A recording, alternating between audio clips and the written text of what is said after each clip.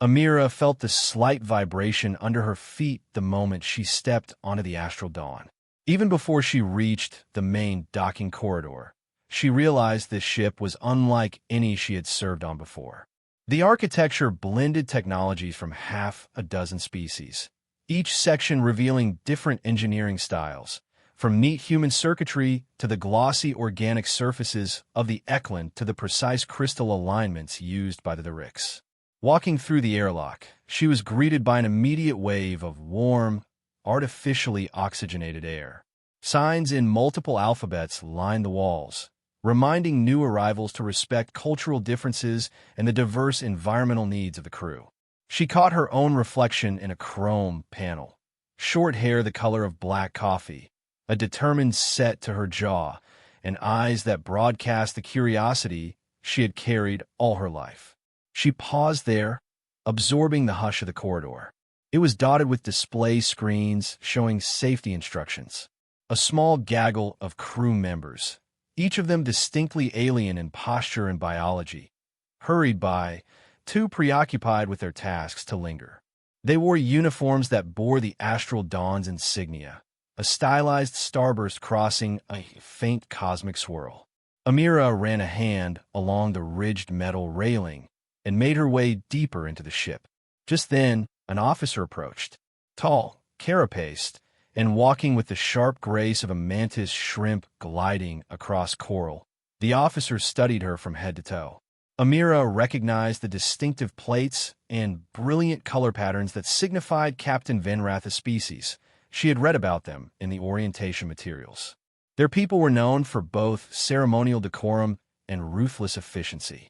The captain extended an appendage in greeting, mandibles making a soft click that the universal translator rendered into a neutral, but formally polite, voice. "Welcome aboard, Amira," Venrath said. "I trust you found a transition from your shuttle comfortable." "It was fine, thank you," Captain Amira replied, standing as straight as her 5'4" frame allowed. "I'm honored to be here." Venrath gestured for Amira to follow. "We've read your record. Your flight and engineering experience is valued. This is a multi-species vessel, so I suspect you're prepared for the complexities of serving with many different backgrounds. But there is one tradition that you must respect above all else." "Yes, sir," she said, adjusting the strap of her duffel bag. "I'm ready to learn." Venrath made a clicking sound that her translator labeled as approval.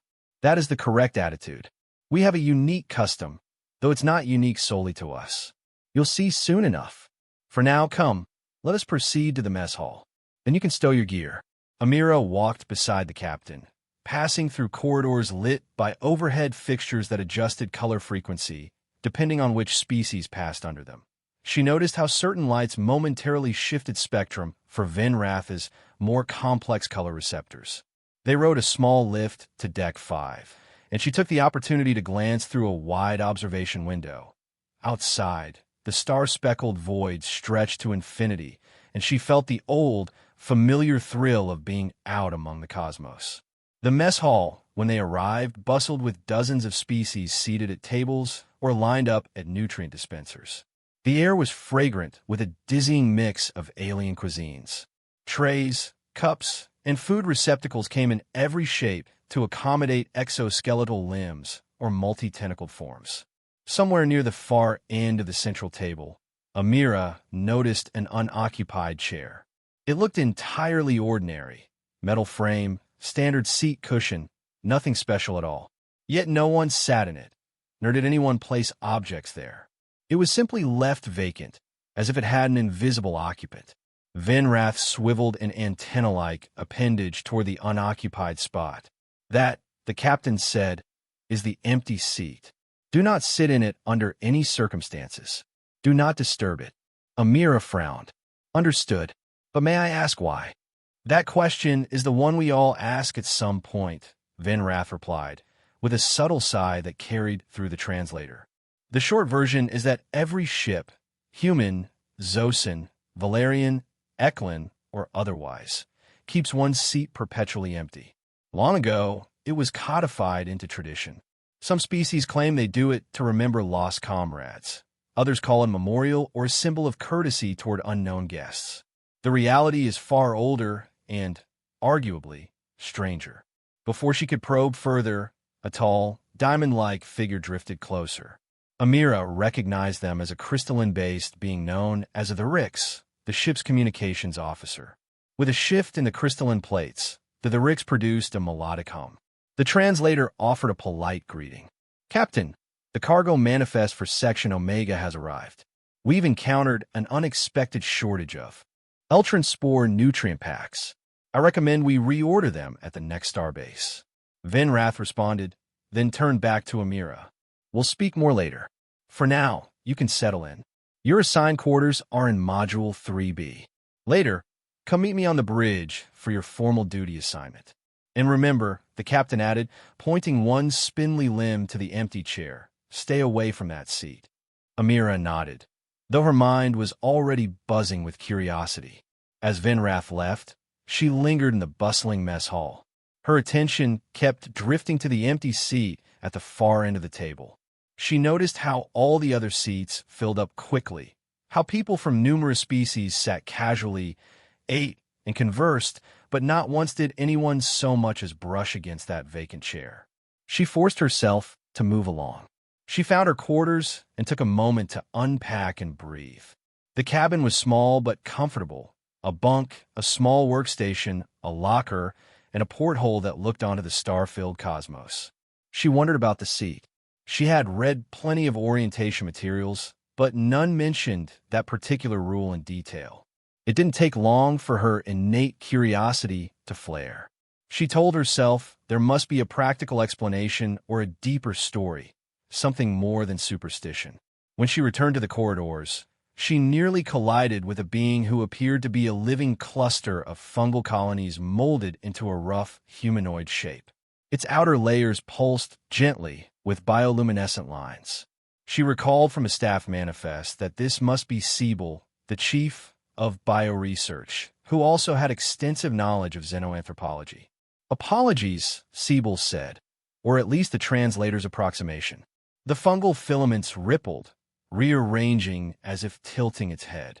"You're a new arrival, yes?" The human pilot engineer named Amira. "That's me," she confirmed. "You must be Siebel. Pleased to meet you." They began walking together. Siebel's fungal form emitted a mild, pleasant scent. "I see you have questions," Siebel said. "Your curiosity is practically tangible. Let me guess, the empty seat." "I'd love to know more," Amira replied. "The captain told me not to touch or sit there. Is it some dangerous piece of equipment? A memorial?" Siebel let out a soft, spore-laden chuckle that formed a small cloud of twinkling dust in the air. "Many call it a memorial. Others claim it's symbolic of possible future crew. But from a historical standpoint, it is a custom older than any single species' modern records. Some say it dates back centuries. Others argue it's even older. The one consistent idea, it's always there, always empty, and never to be disturbed." Amira pressed. "But why does everyone take it so seriously?" "They believe that seat is reserved for what we call the unannounced visitor, a being or force that may arrive at any moment, especially when a ship or crew is on the brink of dire circumstances. Some interpret it as a cosmic traveler, others see it as a future version of ourselves. Over generations, the meaning has blurred." She felt a ripple of skepticism. "So, it's basically superstition." Siebel's fungal filaments curled in a gesture that might have been sympathy. "One might assume so. Yet if you comb through the incident logs of certain vessels, you'll find references to bizarre events whenever someone dared to ignore the tradition and sit on that seat. Events like what? Unexplainable system failures, quantum disturbances, mass illusions. The data is always incomplete, but something unsettling. Over the years, no matter the species, no matter the type of ship, the empty seat remains." A faint beep from Siebel's communicator ended the conversation before Amira could ask more. She continued alone, weaving through the corridors and pondering the possibility that an entire galaxy's worth of starships maintain a tradition no one really understood. The notion both amused and unnerved her. Later that same day, she reported to the engineering section. The hull thrummed with routine checks. She introduced herself to a few colleagues. an Eklund technician with soft, scaled skin that could shimmer, a Valerian plumber who occasionally hissed at control panels to discharge static, and a quiet older human named Jacobs who rarely spoke. They greeted her politely, then resumed their tasks. Amira's first assignment was to run a diagnostic on the auxiliary power relays, which had been glitching sporadically. She knelt beside a console. The job was straightforward at first. Then the lights dimmed. The ship gave an odd shudder, as though it had abruptly lost orientation in space. The overhead lamps flickered. The same moment, she heard a muffled exclamation from the corridor. Amira checked the console's readout. Sensors spiked, showing weird fluctuations in the local gravitational field. A wave of adrenaline surged through her as she tried to identify the cause. Moments later, everything stabilized. The lights returned to normal, and the gravitational readings flattened as though nothing had happened. She overheard two crewmates murmuring behind her. One said, "I told you, every time someone new gets too curious about the seat, the ship acts up." The other responded in a low hiss. "Coincidence, perhaps. But we should be careful. We don't want to summon anything unexpected." Amira pretended not to hear, but the words stayed with her.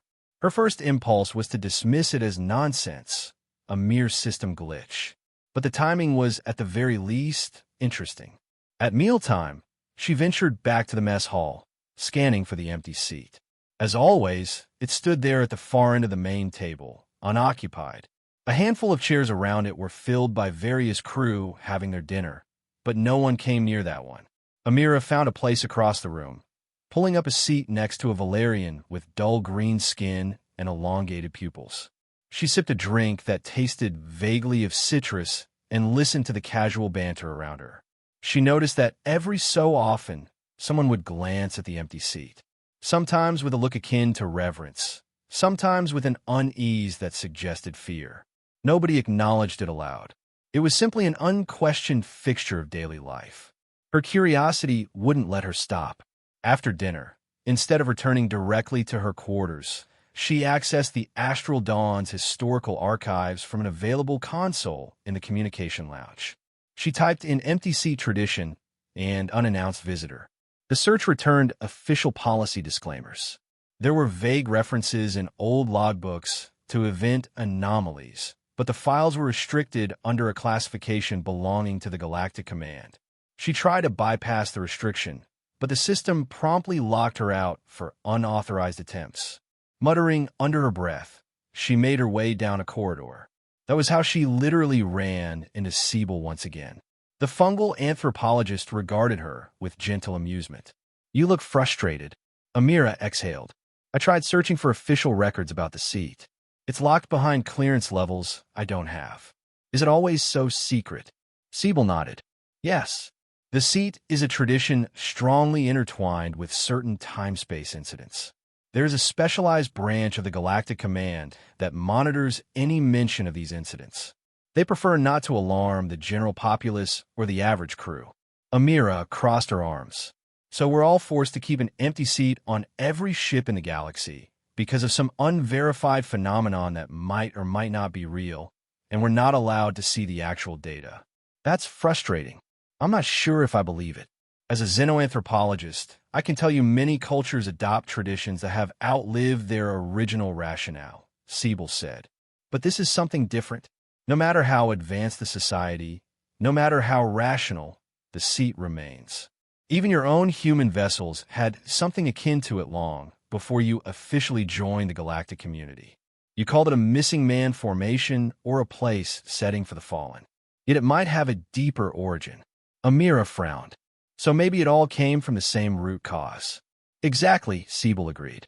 "But verifying that cause has proven elusive. And whenever someone tries to push too far, well, the data tends to vanish or anomalies occur." In the days that followed, she continued her normal duties. The Astral Dawn operated routinely, traveling through jump gates, delivering supplies to distant outposts. But the puzzle lingered in her mind. She occasionally overheard rumors. One rumor claimed that if you sat in the empty chair, the laws of physics would fold themselves around you, unraveling your body and mind. Another rumor said that once upon a time, a lone captain defied the tradition, and the entire crew witnessed an unimaginable distortion that nearly tore the ship apart. Yet none of these rumors had verifiable evidence. One quiet cycle, she found herself in the cargo bay checking an atmospheric regulator. A mild hiss sounded behind her, and there stood a slender figure with pale orange skin and wide, reflective eyes. It was the quartermaster, who usually wore a calm expression. Right now, the quartermaster looked anxious. "Word has it," the quartermaster said softly, "you've been investigating the seat. Be careful. The last engineer who dug too deep ended up, well, she didn't die, but she got reassigned and her memory was forcibly altered under the Temporal Integrity Act. She left the ship with no recollection of even having served here." Amira's pulse raced. "You're serious?" "Deadly serious. Knowledge about certain phenomena is heavily restricted. If the command suspects you've uncovered too much, they'll do what they must to maintain stability. We might consider it draconian, but that's how it works." Hearing that, she realized the stakes. Her curiosity could cost her not only her position, but her memories. Still, she couldn't help wanting answers. She thanked the quartermaster and returned to the engineering deck, determined but cautious. The real turning point came when the Astral Dawn entered a remote sector rumored to be riddled with quantum anomalies. All was calm initially, but then a bizarre signature lit up the ship's sensors. According to the readouts, a vessel was approaching from a bearing that defied known engine capabilities. It appeared at times to be made of dark matter or intangible energy. The sensor readings fluctuated so drastically that the data logs threatened to crash. On the bridge, Captain Venrath stood tall. The rest of the senior officers, including the Crystalline Communications Officer, Siebel, and the Security Chief Tarek, a towering figure who always seemed as dense as neutronium, crowded around the main console. Amira had been summoned as well, because her skill set combined piloting with engineering knowledge. The swirling shape of the mystery vessel grew on the forward screens. Each time the Astral Dawn tried to hail it, the transmission came back garbled. The entire crew fell quiet. Amira recognized something in their expressions, fear, but also a resigned acceptance. Her heart thudded. She thought of the stories about an unannounced visitor who arrived to claim the empty seat. Suddenly, across all stations, the lights died. The power generators stopped humming. Gravity winked out, and everyone began to float. Emergency illumination flickered in faint red glows along the corridor edges, casting the scene in an eerie haze. Captain Venrath barked orders to restore power, but the systems wouldn't respond. It was as though an invisible hand had flipped an external switch. Then, in the gloom of the mess hall, visible on the secondary camera feed, someone was there, sitting calmly on the empty chair at the end of the table. This was impossible, as the doors were locked. On the live feed, the figure looked almost human, wearing what seemed to be an outdated flight suit. Their face was neither young nor old, but possessed a strange timeless quality that made them look simultaneously ancient and ageless. A collective gasp rose from the watchers on the bridge. Security Chief Tarek attempted to override the locks to seal the mess hall, but the controls wouldn't respond. Amira felt drawn, as though compelled by a magnetic pull. Ignoring Venrath's initial protest, she kicked off from the console in 0G and floated toward the corridor that led to the mess hall.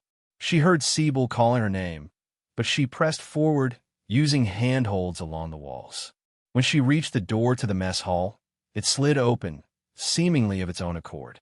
The interior was lit only by emergency lights. The figure remained seated at the far table, perfectly at ease with zero gravity. Tables and chairs around them drifted gently. The only chair rooted in place was the one they occupied, an impossible phenomenon, as if that seat were anchored to a point outside normal space-time. Amira felt a rush of air as the ship's environmental stabilizers stuttered back to partial life, conjuring a faint swirl of oxygen. She drifted closer. The figure turned to look at her with eyes that gleamed in the dim light. She swallowed. "You, how did you get here?" she asked, voice trembling in the hush. They offered a faint, enigmatic smile. I was invited, the figure said, in a voice that resonated oddly through the silent hall. Every ship across the galaxy keeps a seat open for me, or for those like me. It is a tradition that your species and many others have unknowingly maintained for centuries. Amira's mind churned. But who are you? So many names, they murmured. Some call us observers, or guardians, or simply the unannounced visitors. The label matters less than the function. We arrive when we're needed. When the seat is kept vacant, it remains an invitation. Think of it as preserving a possibility. Captain Vinrath and Siebel appeared in the doorway, the rest of the command staff behind them. They stared from a distance, evidently torn between awe and alarm. The figure rose, though it was difficult to describe how, given 0G. They stood gracefully, yet didn't drift upward. You wanted to know the truth, Amira, they said, glancing at her. You've dug through old records, asked the taboo questions, and risked the notice of those who would keep such knowledge secret. But knowledge can be dangerous, especially knowledge that transcends linear time. Her heart hammered. What is this seat truly for? Insurance, the figure replied simply. A failsafe that allows for intervention if a civilization stands at the brink of self-destruction. It is a tether, a sign that if you remain open to outside help, or future help, someone will come. This tradition has prevented countless disasters. Even if your species no longer remembers the exact cause, the custom persists. And as long as it does, we can step in if necessary. Vinrath gathered the courage to speak. Our systems, why do they shut down? To make entry possible. Your ship's technology is advanced, but it conflicts with certain transitions in the quantum fabric we occupy. We had to suspend your normal operations to phase inside. The captain's carapace shimmered with subtle tension. You're saying you can pass through holes and force fields at will. The visitor's eyes flicked to the captain. When the seat is set aside, yes. It's like leaving a door unlocked in a house that's otherwise sealed. You do this because you must, even if you have forgotten the deeper reason. Amira's chest felt tight. She struggled to parse the gravity of the situation. The occupant of the seat was not just a random traveler, but part of a phenomenon that spanned star systems and centuries. So, she said, voice trembling, that's why no one dares sit there, because it would close the door? In a sense, the visitor answered, or possibly cause disruptions that prove catastrophic. The seat is intended for those who arrive unannounced. We come from places your laws of physics only begin to imagine. Some might be future versions of your own species. Others might be older or younger cosmic guardians. The details are complex, but the important part is that you remember to keep the seat empty. A swirl of static snapped from the overhead speakers, accompanied by flickers of light. Then, with a sudden hum, the normal gravity returned. Everyone landed ungracefully, except for the visitor, who remained standing as if unaffected. The main power flickered back on, illuminating the hall with standard brightness. The overhead lights warmed to their typical glow. Amira got to her feet, reeling. She felt Vinrath's presence at her shoulder, the scraping of the captain's carapace on the floor. The rest of the bridge crew hung back, eyes wide. The visitor regarded them all, an air of gentle finality in their expression. Know this, as long as the tradition continues, there remains hope. If you break it and decide you need no help, we will not force ourselves upon you. But you may find yourselves alone in the darkness.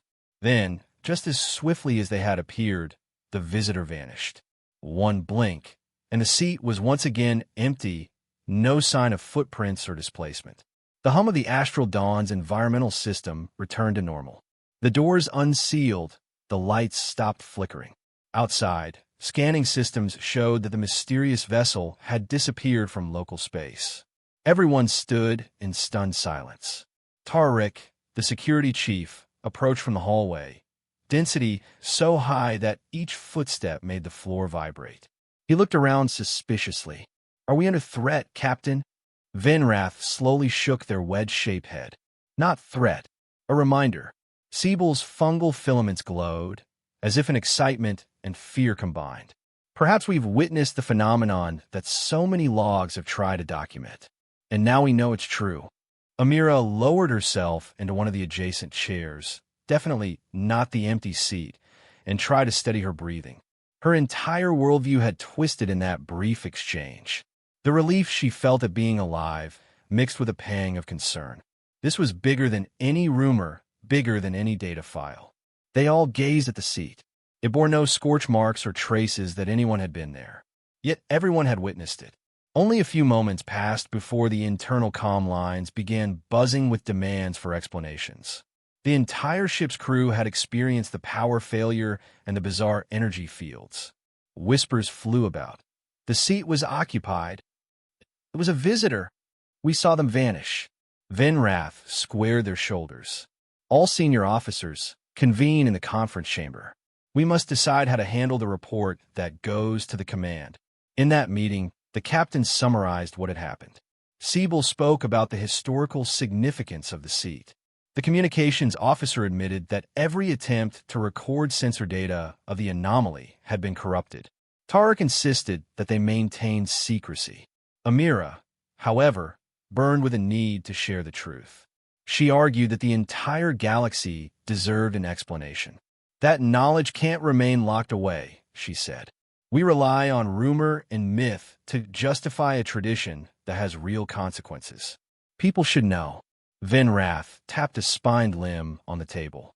That is precisely why the command has restricted this data in the first place. If knowledge of such an entity became widespread, it might shift the sincerity behind the tradition. Ships might keep the seat out of cynicism rather than genuine openness. The visitor's impetus to help could be compromised. Amira wanted to protest further, but she saw the worry in the captain's posture. She had already learned about forced memory adjustments from the quartermaster's warning. She swallowed and fell. Silent. They decided to craft a carefully edited incident log, a partial explanation that the Astral Dawn experienced a power outage due to a rare quantum fluctuation in the region. No mention of an unannounced visitor or cosmic guardians. Just enough truth to make it plausible. Venrath looked as though it pained them to do this, but the captain felt an obligation to protect the crew from higher-level interventions. Soon after that, a formal communication from Galactic Command arrived. The face on screen belonged to an admiral from a predatory race whose gaze could penetrate steel. The admiral demanded a thorough report on the anomalous readings in the supposed vessel. Venrath carefully omitted direct reference to the visitor and the seat. But the admiral, suspicious, indicated that a specialized unit, known as the Kronos Division, would be dispatched to investigate the event in person. The admiral's parting words made it clear they possessed knowledge that could lead to memory wipes and reassignments if the crew had indeed encountered an unannounced visitor. An uneasy hush settled over the Astral Dawn in the days leading to the Kronos Division's arrival. The crew quietly repaired any damaged systems. They spoke little about what transpired, as though fearful their words might trigger cosmic or bureaucratic repercussions. Amira performed her usual duties but felt the weight of the secret pressing on her soul. She found herself increasingly drawn to that seat in the mess hall, though she never approached it too closely. She would take her meal, sit with others, and cast sidelong glances at the vacant chair. Occasionally, someone else would do the same, then look away. It struck her how powerful a symbol it was now that she knew it might be more than mere tradition. It was a silent acknowledgement of both vulnerability and hope, an acceptance that sometimes help must come from beyond our current comprehension. One late shift, she found Siebel in the corner of the cargo bay, analyzing fungal samples under a bright lamp. The bioresearch lead beckoned her closer. "You've been quieter these days." "I'm worried," she confessed, "about the Kronos Division. They might force us to forget everything." Siebel's luminous patterns shifted in sympathy. "That is a possibility.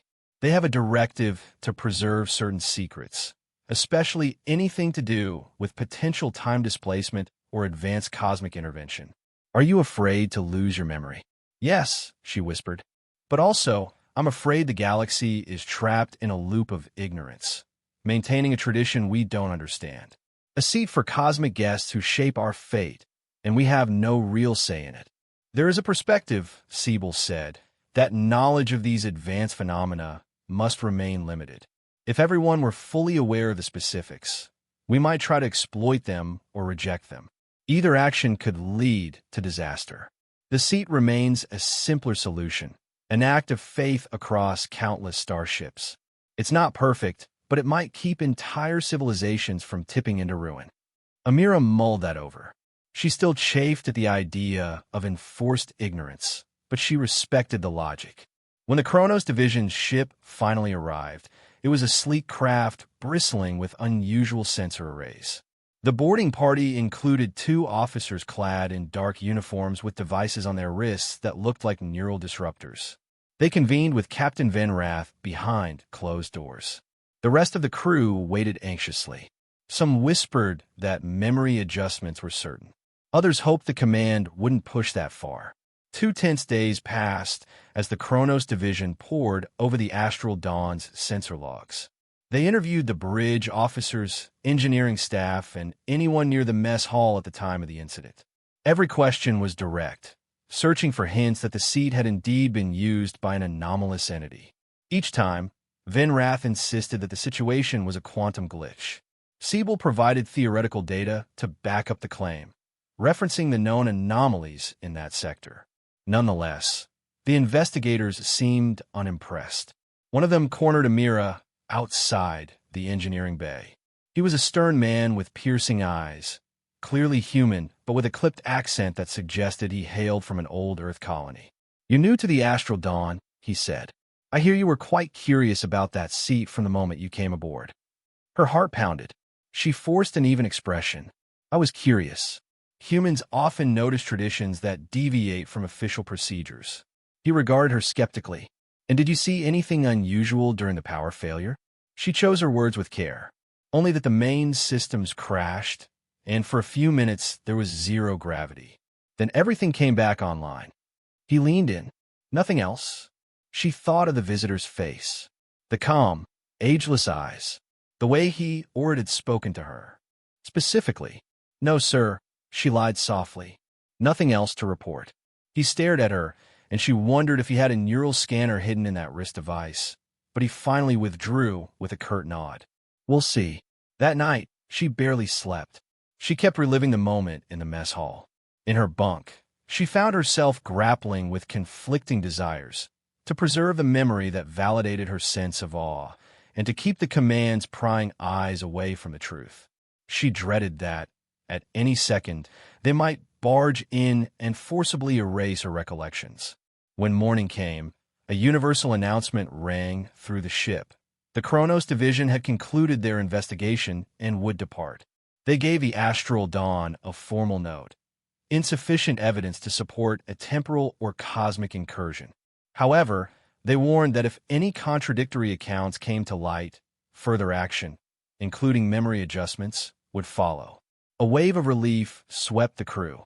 Amira sensed that Venrath and the senior officers must have expertly navigated their questioning, each one sticking to the carefully crafted story. Though they might not like it, they had protected the entire crew from meddling by the command. The Kronos Division's vessel disengaged and vanished into the starry distance. In the aftermath, the tension on the Astral Dawn loosened. People resumed their daily tasks, though no one could forget what had happened.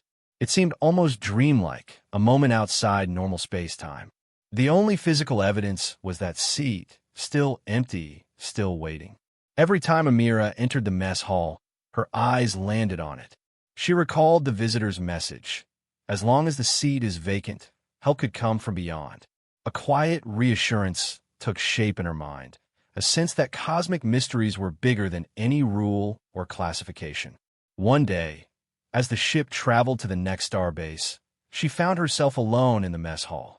The rest of the crew were either on duty or resting. Sunlight from a nearby star filtered through a wide viewport, illuminating the table. She looked at the seat. It stood in a beam of light, oddly serene. A part of her yearned to approach it, test the boundary.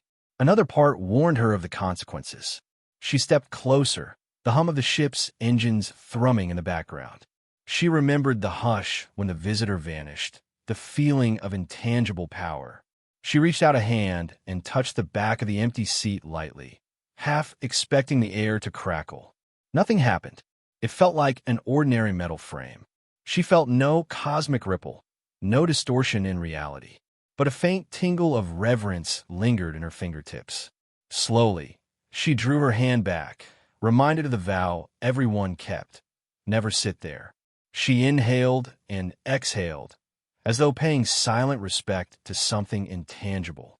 Memories rose of her conversation with the visitor, of the possibility that future beings might intervene to save a civilization from its own downfall.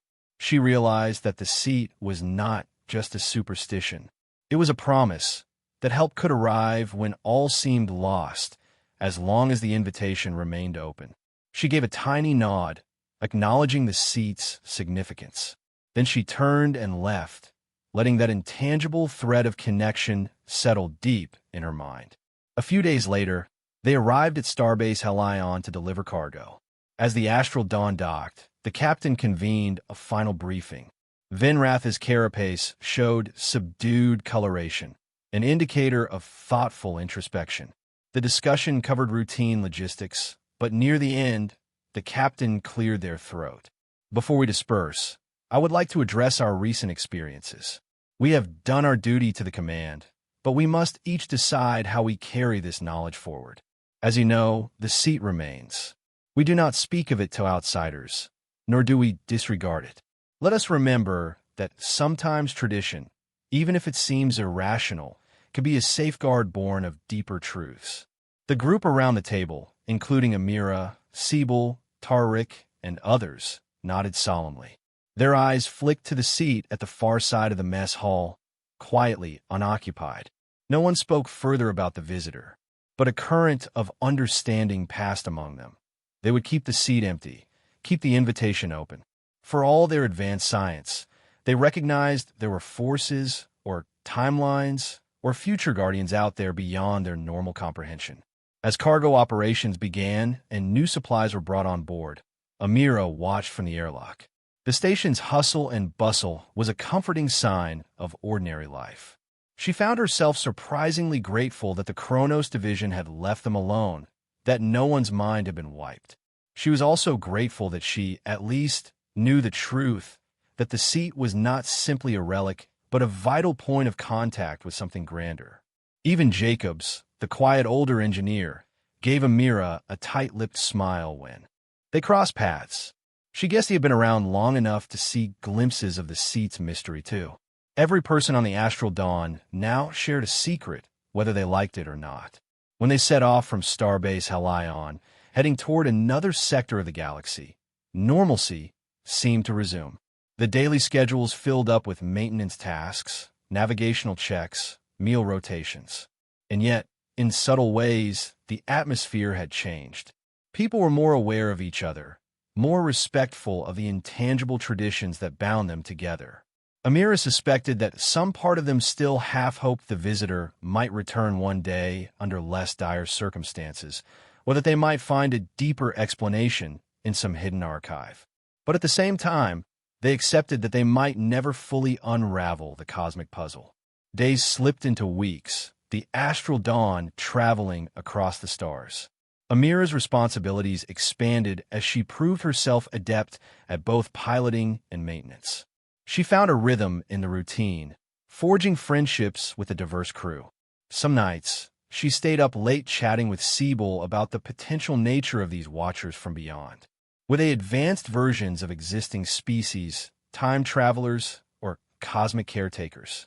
Siebel would only say that a lack of definitive answers was part of the phenomenon.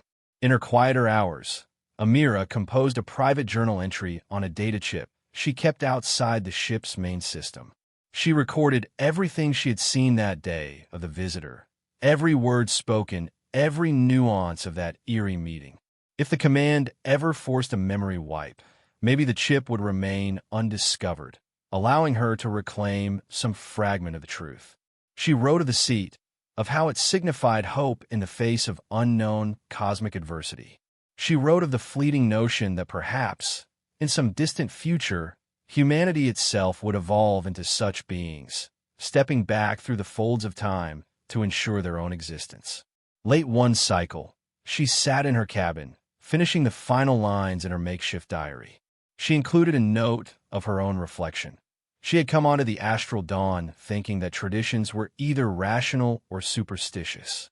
Now, she saw that traditions could be relics of cosmic truths beyond ordinary comprehension. She ended the journal entry with a quiet resolution. She would respect the seat, not out of mindless obedience, but out of genuine acknowledgement that sometimes the universe had rules and watchers that mortal minds could scarcely grasp. She keyed off the data chip and tucked it into a hidden pocket in her duffel bag. Then she gazed out her small porthole at the stars drifting by. She wondered how many other ships out there had encountered the same phenomenon. How many times an unannounced visitor had quietly intervened to avert destruction. She thought about how many species might be continuing the tradition without fully understanding it, yet preserving hope in a universe that could be as cruel as it was vast. Morning came, bringing another shift. She went to the mess hall for breakfast, savoring the routine. She greeted the quartermaster, who offered her a portion of nutritional paste that actually smelled pleasant. She found a seat near Jacob's, who gave her a nod. Across the hall, Siebel conversed with the communications officer in low, musical tones. And there it was, at the far corner. The empty seat, bathing in the overhead light, calmly ignored by all. Except for the occasional glance. Amira smiled to herself. She recalled the visitor's last words, that as long as the seat was kept free, an invitation remained open for those who might save them from calamity. She took a sip of her hot beverage, letting that sense of cosmic safety fill her for a moment. Whatever else happened, they weren't alone. This ship carried a tradition older than memory, a tradition that united 1,000 starfaring civilizations in a silent prayer for help.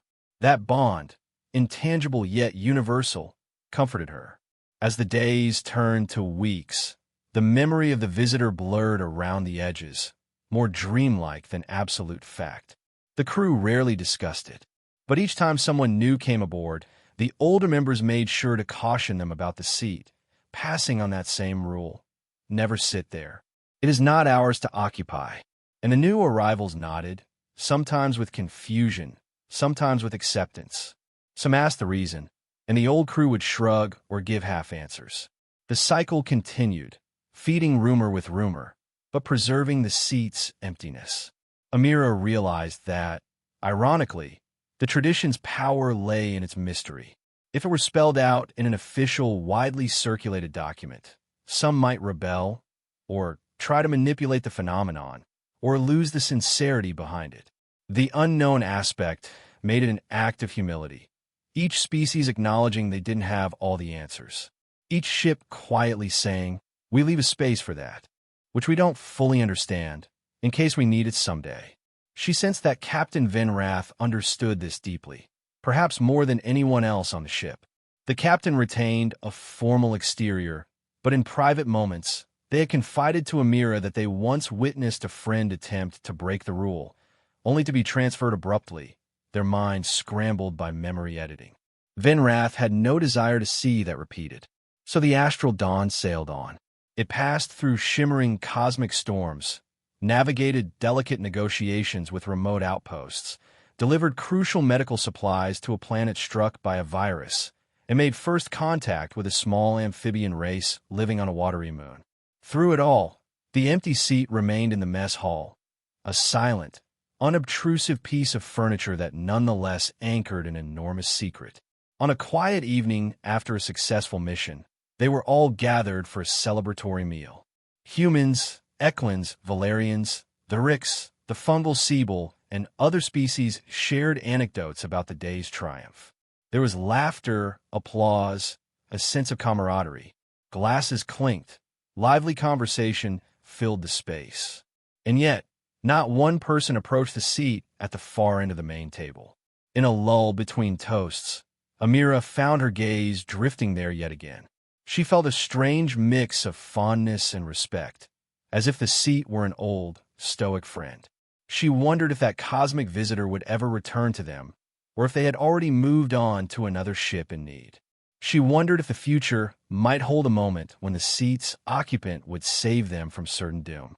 And she wondered, quietly, if the occupant might just be humanity itself, traveling backward through the currents of time to ensure they survived. As the celebration wound down, the crew began drifting back to their duties or to their quarters for rest. Amira stayed behind a little longer. Soon, the mess hall grew quiet. She stood and approached the seat one last time. The overhead lights dimmed to their late cycle setting, casting subdued shadows. She placed a gentle hand on the tabletop, close but not touching the empty chair. The hush in that moment felt almost sacred. She thought back to the fleeting glimpse of the visitor's face, the impossible stillness in 0G, the words about the seat being an invitation. Maybe that was enough. Maybe that single message, that help would come if they left room for it, was all she needed to carry forward. She could live with the memory of it. She could uphold the tradition, not out of blind habit, but out of an earnest sense of hope. She stepped away from the seat, letting that faith settle in her mind. Then, turning on her heel, she walked toward the exit. The mess hall doors slid shut behind her, leaving the seat alone once more in the soft glow of the overhead lamps. No plaque, no rope, no sign, just a silent sentinel at the far corner, patiently bearing witness to the ship's daily life. In that quiet hush, it seemed to wait. For the next crisis, for the next unannounced arrival, for the next spark of cosmic interplay that bent the rules of reality. It waited for another visitor, or for the future, or for whomever might accept the seat's invitation. And outside, the stars drifted by in their eternal dance, the astral dawn forging onward, carrying crew and cargo, hopes and secrets, and that single empty chair at their main table, a testament to something far greater than any mortal mind could fully comprehend.